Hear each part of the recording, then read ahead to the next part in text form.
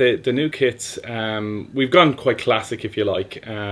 Obviously, the home will always be green, and for a tournament, we always try and go back to having a white jersey with a green trim, because it is kind of the iconic silhouettes that people will always remember. We looked at late 80s kits and into early 90s, and some of that thought process was behind or included the 1916 idea of 100 years, really getting the flag issue out there and making sure that the three colours that were representing the flag were into the kit. So great reaction to the home kit. Nice kind of bright orange as well, so it really gives that kind of pop detail. Very traditional kind of emerald colour as well, whereas we'd been trailing towards a kind of darker colour for the last couple of seasons. In a St. Patrick's green is what it was from around 2010. And some people will know this, some people won't. Ireland originally wore blue. So when it was changed, it changed from St. Patrick's blue to St. Patrick's green. Now there's probably a good opportunity for somebody at this stage, when we get there for the FAI's 100th anniversary. I think a blue kit might be on the agenda at some point, but we'll worry about that in another couple of years. There's no difference between the players' shirts and the replica that's sold, apart from the sponsor situation. So the historical part of that was, I suppose, in the early mid 80s, Opel came on board as a sponsor. The FAI at the time, and Ireland had never qualified for tournament. Money was thin on the ground, of course. It was the 80s in Ireland after all, and they were very glad to take some sponsorship money when not everybody was climbing over the door to give the money, you know. So obviously that set a precedent, a strange precedent albeit, as an international team to have a sponsor on the front of the replicas.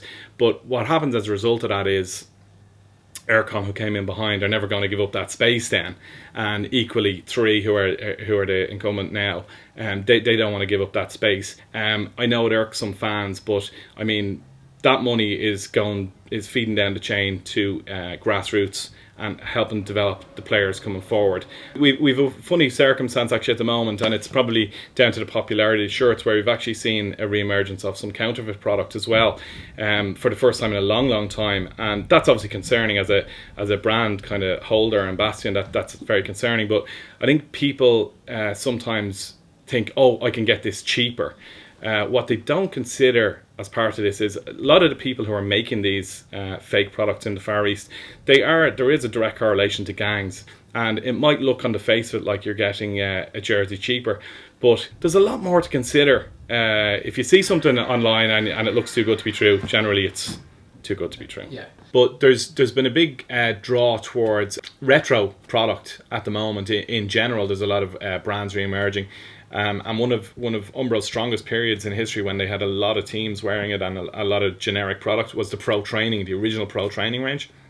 So we took some of those iconic silhouettes and we've badged them up for Ireland this time. And again, the reaction has probably been well and above what our expectation was. No, I think the ladies have really embraced the fact that we're doing women's product for the first time. We don't just do a women's cut jersey.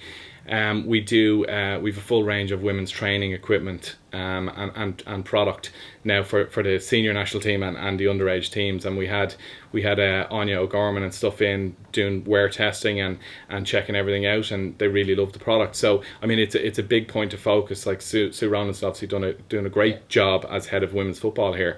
And we're very much, as a sponsor, we want to be totally aware of that. We're trying to develop as much product as possible for women, and a lot of that product is now with the hype around the Euros. It's really good that the women's product actually gets some shelf space, because to be fair, a lot of the local retailers wouldn't exactly be screaming for women's replica product unless there's a tournament on. So we will always support it, and it'll be always available at faishop.com. But you will actually see it out in some of the local retail as well, which is obviously only a good thing for the promotion of the game and getting more girls engaged with the game at an earlier age.